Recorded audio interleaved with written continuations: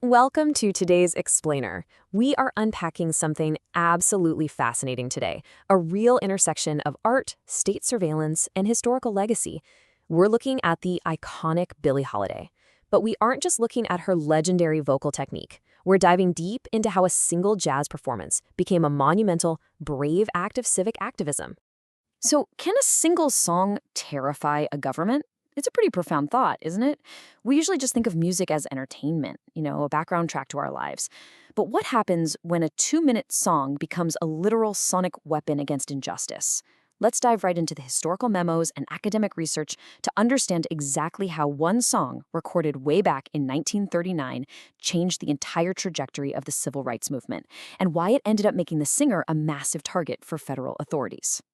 The song, of course, is Strange Fruit. Actually, it originally started out as a poem in 1937. It was written by a Jewish-American teacher named Abel Meeropol, who used the pseudonym Lewis Allen. But it was Billie Holiday who truly popularized it in 1939. The lyrics are stark: scent of magnolias, sweet and fresh, then the sudden smell of burning flesh. Even today, those words carry just an immense, haunting gravity. This wasn't some hidden, coded message like you'd find in a lot of earlier protest songs. No, it was a direct, unflinching, and honestly gruesome early cry for civil rights. Section 1. The Power of Strange Fruit, a Sonic Revolution. Let's look at exactly why this piece had such a profound emotional impact on everyone who heard it. It really comes down to the construction of the lyrics and Holiday's brilliant delivery. The song masterfully sets up these beautiful sensory descriptions of the South, talking about the pastoral scene of the gallant South and the sweet magnolias. But then it immediately juxtaposes that with the jarring, gruesome reality of a lynching scene, explicitly describing bulging eyes and burning flesh. Academic researchers point out that this was entirely intentional. By offering this pleasant, romanticized image of the South and then suddenly just shattering it with extreme violence, the song builds a massive, undeniable emotional weight. And there's actually a specific academic term for this, ekphrasis. It basically means using vivid, sensory, literary description to transport the listener directly into a specific scene or reality. Research published in the International Journal of Education and the Arts identifies this exact literary device as the key to why Strange Fruit triggers such a powerful, empathetic reaction. Holiday's vocal nuances, combined with Meeropol's ekphrasis, literally force the audience to experience the horror with all 5 senses. You aren't just passively hearing a song, you are bearing witness to a tragedy. Section 2. The State versus Billie. Surveillance and suppression. All that artistic power? Yeah, it definitely did not go unnoticed. And it triggered an incredibly intense reaction from the U.S. government. Historical scholars have really dug into this conflict. For example, there's a fascinating film review from the North Meridian Review at Butler University Libraries that analyzes the film The United States versus Billie Holiday. This review details how the government's response to Holiday's song essentially turned the Federal Bureau of Narcotics into a supporting antagonist in her own life story. Because she absolutely refused to stop singing Strange Fruit, the government came after her.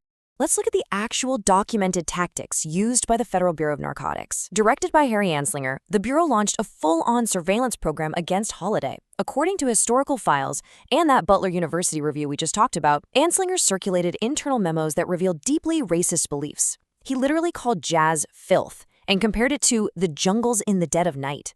The Bureau even went as far as using informants to betray her. This included men in Holiday's personal life, as well as African-American agents like Jimmy Fletcher, who were used to target her under the guise of investigating her drug use. Her art was apparently so threatening to the status quo that it triggered a personal vendetta from the very head of a federal agency. Section 3. Teaching the Trauma Today. Strange Fruit in the Classroom. So we know the historical impact, but how do modern university students react to such a heavily loaded historical artifact today? Well, to really grasp how modern classrooms react, we have to look at the historical context first. Researchers conducting a study at a New England research university found something pretty surprising. Many modern audiences actually lack the literary or historical background to fully grasp the song's initial impact. Specifically, a lot of students didn't connect the song to the Jim Crow era. That's the post-Civil War period in the U.S., marked by enforced racial segregation, disenfranchisement, and severe systemic oppression. Strange Fruit is directly, inextricably tied to the horrific practice of lynching that terrorized African Americans during this era. 3,446. According to historical data compiled by Tuskegee University, this grim number represents the documented African Americans who were lynched in the United States between 1882 and 1968.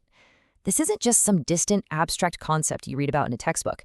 It is a staggering, brutal reality of racial violence. And it proves exactly why this history absolutely must be taught and confronted, even today. To put modern reactions into perspective, there was a study published in the International Journal of Education and the Arts that surveyed 40 university students. The data showed that 77% of these students were completely unfamiliar with Strange Fruit prior to listening to it for the study. Only 23% were familiar with it. However, the researchers did note that of the small group who did know the song, 95.7% of them correctly understood its specific Jim Crow context.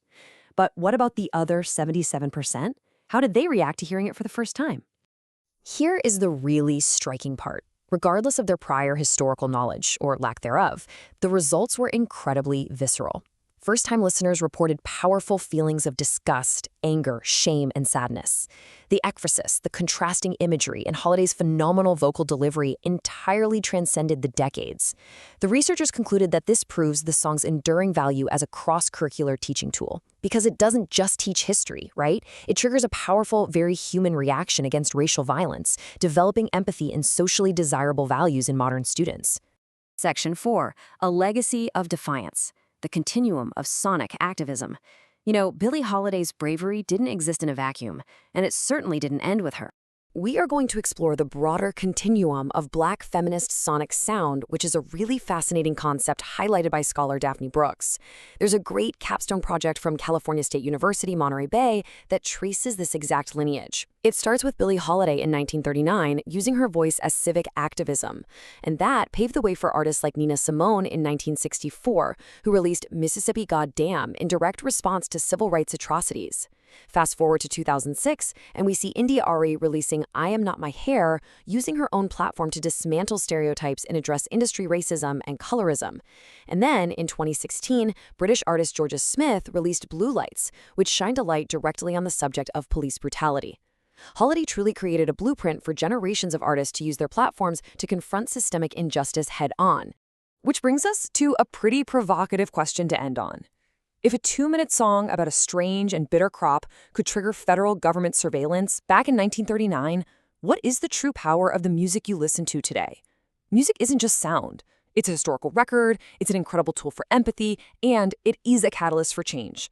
Thank you so much for joining me for this explainer.